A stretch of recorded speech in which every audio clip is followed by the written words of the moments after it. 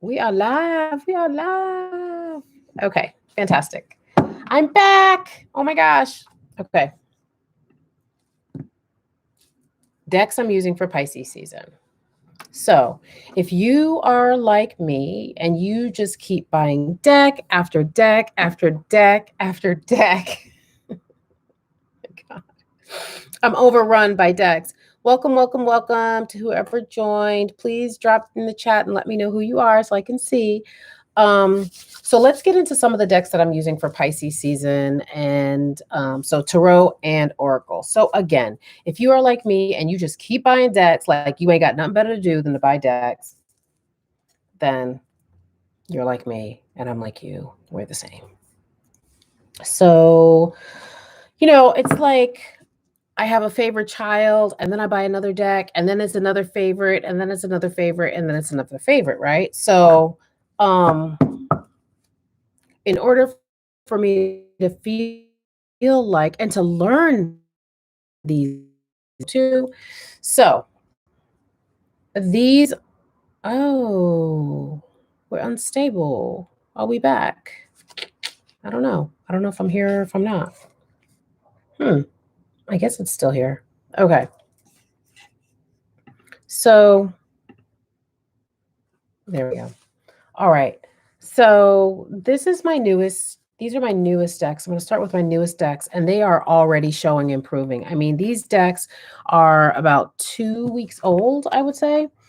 This Magic Herb Oracle and this Flowers of the Night Oracle. So sometimes I choose my decks because I have my favorite YouTubers, but then I find other YouTubers that I really like. Like right now, I'm really liking Boho Tarot. I love Divine Sparkle Tarot. I've been following her for like a year, and so I see the decks that they use, and then I just like scour the internet, try to find them. So these, like I said, these are only a couple of weeks old, and these decks do not disappoint at all. They are so on point.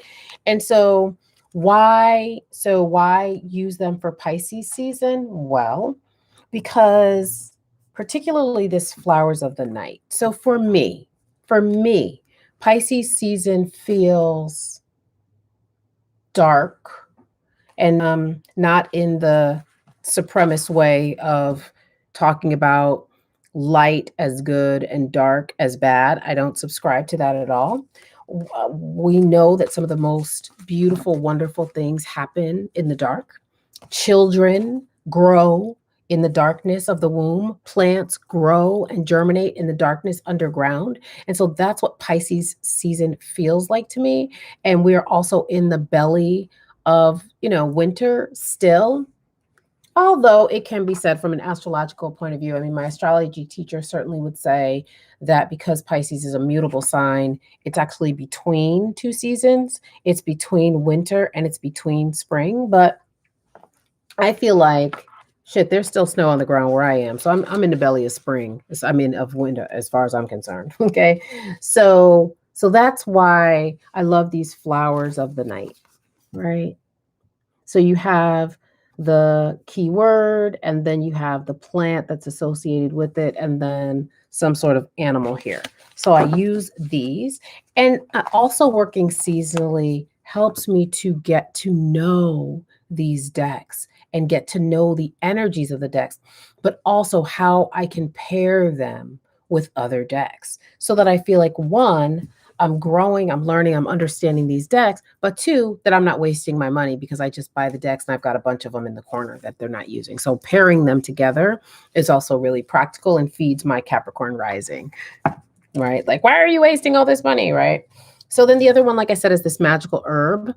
So I love this because I do work with herbs. I make spiritual baths and things like that. And so not a lot, but many of these herbs I'm familiar with, like dandelion. I've used dandelion to detox as well.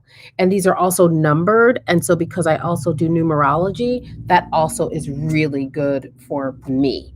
I can bring all of those things in. And again, very Pisces to me. These two magical, right? Magical herb oracle, because Pisces is quite psychic. Again, the unseen, right? The other deck for the same, pretty much the same reason, Kim Krantz, The Wild Unknown Archetype. I bought this deck, I want to say in the beginning of the pandemic, and I haven't used it enough. I used it a lot with my students in the beginning because I have healing students. And so, as a part of my healing and coaching, I always give my students an archetype of the month. And I give myself an archetype of the month as well. But I just hadn't been using them lately. So this is a good opportunity to use them for Pisces season, right? Again, because they're just they're deep. Pisces is deep. Pisces is take you to the depths, honey, take you to the depths. And so that's what these cards, look at this. Like, this is so Pisces to me. Like, what's going on beneath the mask, right? Very Pisces to me. What else? Oh, so I talked about this in my other video. This Hoodoo Tarot. So it kind of scared me. I bought it last year as well. Because it felt very heavy to me. It feels very serious to me. This Hoodoo Tarot.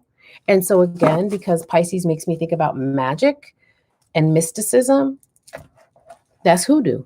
That's hoodoo to me. Right?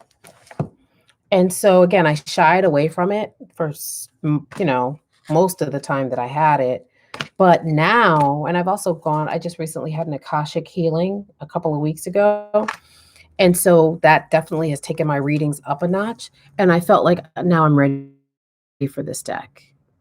Now I'm ready for this deck. And Pisces season, could not be a better time, because this deck doesn't play any games. This deck is like real serious. So as opposed to this Modern Witch Tarot, which I also adore. I adore this too. But let's compare. So this is the Death card. Again, along the same lines of the Rider-Waite Tarot. This is the Modern Witch Death card. This is the Hoodoo Tarot Death card. No. Wait, is it? Hold on.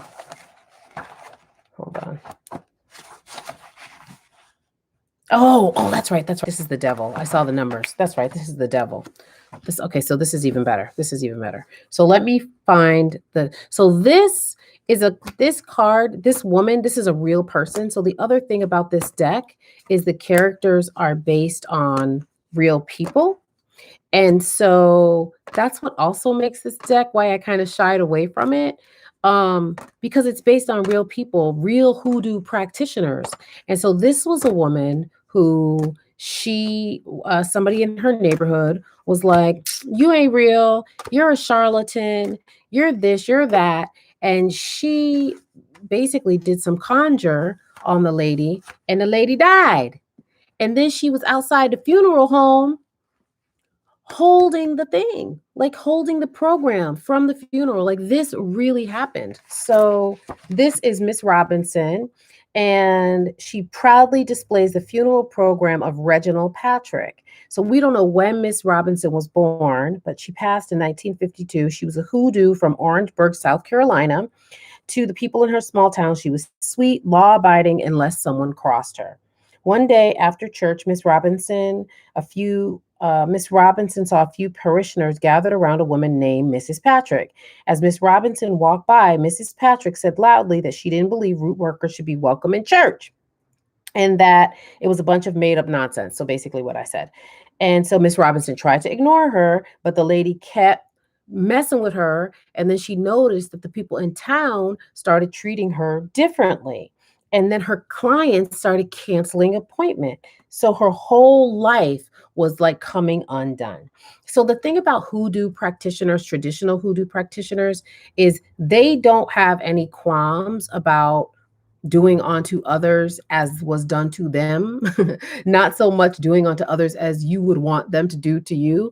Hoodoo and even traditional traditional African spirituality, they don't make distinctions between, again, the quote unquote right-handed of magic or left-handed, right? They They don't really, there's no good or bad. There's just what is. There is just balancing, right? So in that order, Miss Robinson was like, "Oh, Miss Patrick, you want to keep talking about me? Okay, I'm going to put a spell on you." Now, this might not be, this isn't what I believe. I don't practice this way, but this is a part of hoodoo practice, right? So Miss Robinson finally approached Miss Patrick after church and told her to keep her name out her mouth or she would be sorry. Miss Patrick laughed and elbowed her friends and said nothing was ever going to happen. She was not going to stop talking about her. She was going to keep doing what she wanted to do. So then she told her, "Go ahead, put a root on me. See, like, I don't believe you. Like, go ahead, put a hex on me. Do what you do." Okay. So she also said that she was made for root working and that if she couldn't have what she loved the most, then neither would she. So that was what Miss Robinson said. Miss Robinson's like, "I am here to do root work. Like, that's all that I'm here to do. And if I can't do that, like, then this lady, she ain't finna, do nothing either."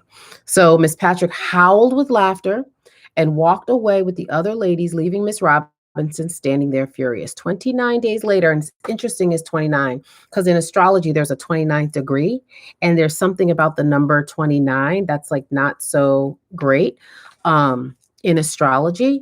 And so 29 days later, Miss Patrick's 9-year-old son, Reginald, died unexpectedly after having a cold. Everyone knew that Reginald was Miss Patrick's pride and joy. Now, remember, Miss Robinson said, "If I can't have what I love the most, you can't have what you love the most." Right? Not only it was her only child, she also couldn't have any more children. So as the people was outside, again, the home, here go Miss Robinson out here holding the program, grinning. Okay. So after that, Miss Patrick was totally broken. She moved out of town the next day. So again, these are real people. And you can see how heavy that was. So when I first got that, so you might want to cancel, delete, sage, do whatever you need to do, right? So when I first got this deck, I was like, that's heavy. Like I just really couldn't feel like I could hold it. And so that's why I didn't use it that much. But again, I had my Akashic healing and my energy has lightened quite a bit. And so now I've been using this deck, still learning it, right? And that's that. And the images are very different, right? So this is the devil in the traditional sense, and then this is in the hoodoo. But even though this looks scarier, this is scarier to me. So because it's mysterious, because it's magical, because it's a little scary, I use it for Pisces season.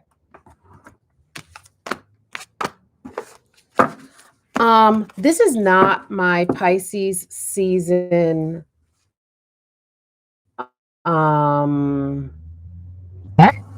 but I love it so much that it just like pains me to put it away. This Modern Witch Tarot, it pains me, so I use it on myself.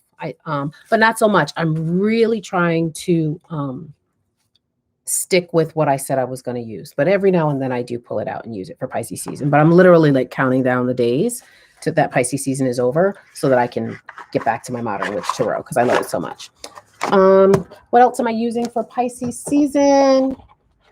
So even though this feels springy to me, this shine from the inside, Spirit said I could use it for Pisces season. So I'm using it. I mean, it does have a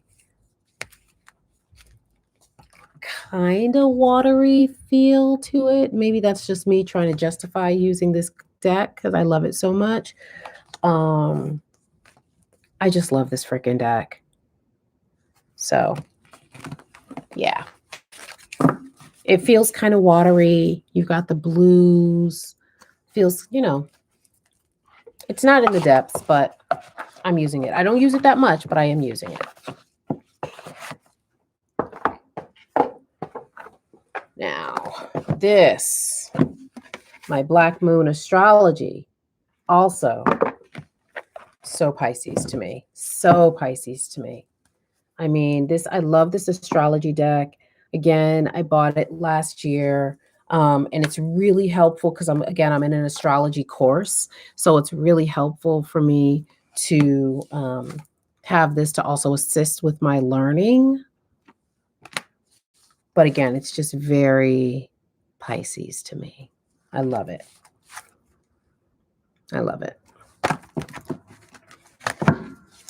For the folks that are in the room, are you all tarot readers? If you are, do you work seasonally like me? Are you beginners? I'd love to know what y'all do. Okay, put these back.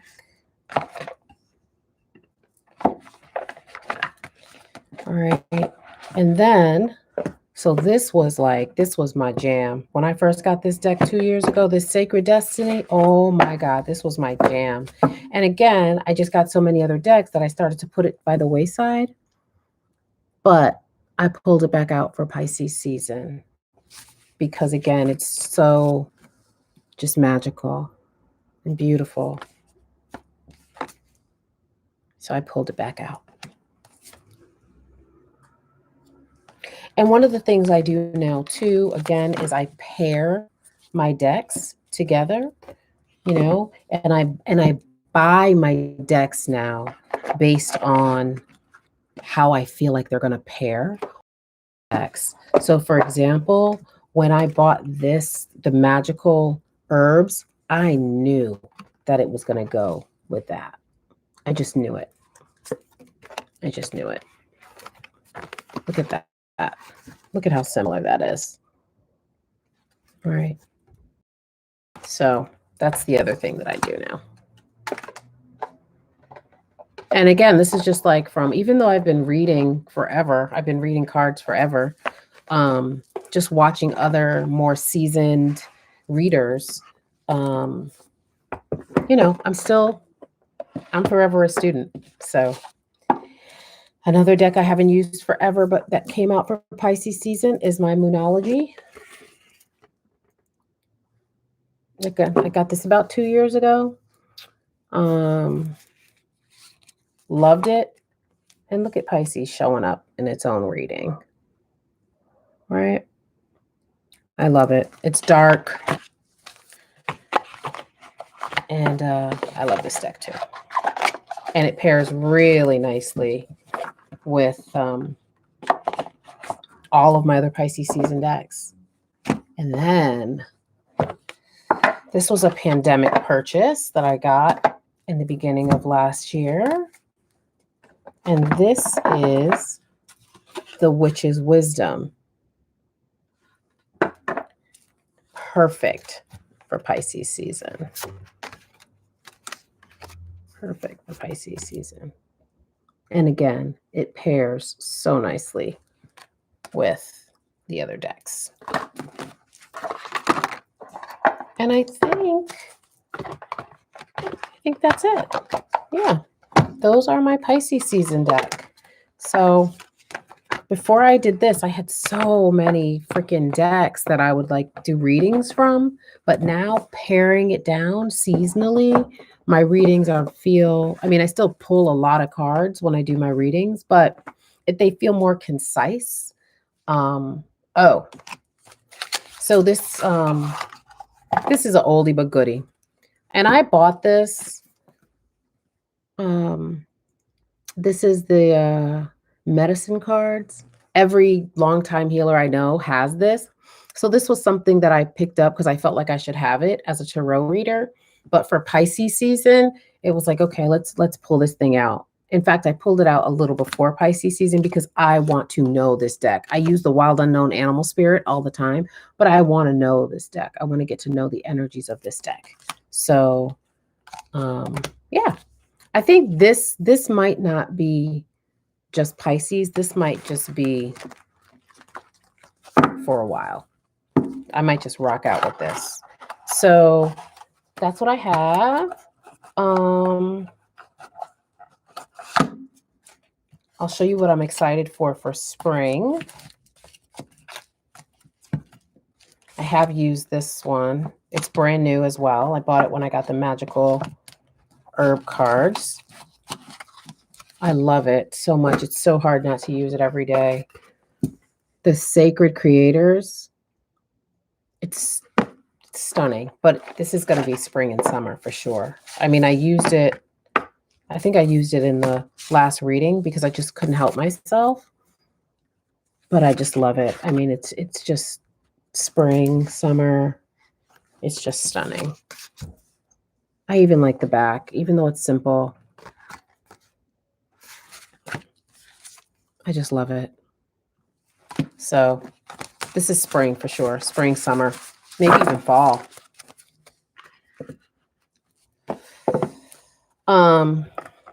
Yeah, like for Gemini season in the summer, Leo season. Yeah, for sure. Cancer. I don't know about Cancer. Maybe Cancer season. But definitely Gemini. Definitely Gemini and definitely Leo season for sure. I don't know about Virgo. So, yeah. That's what I'm doing right now. And thanks for joining. Thanks for watching. And I hope that you will be inspired to grab some of these decks and join me in my obsession. Thanks. Bye.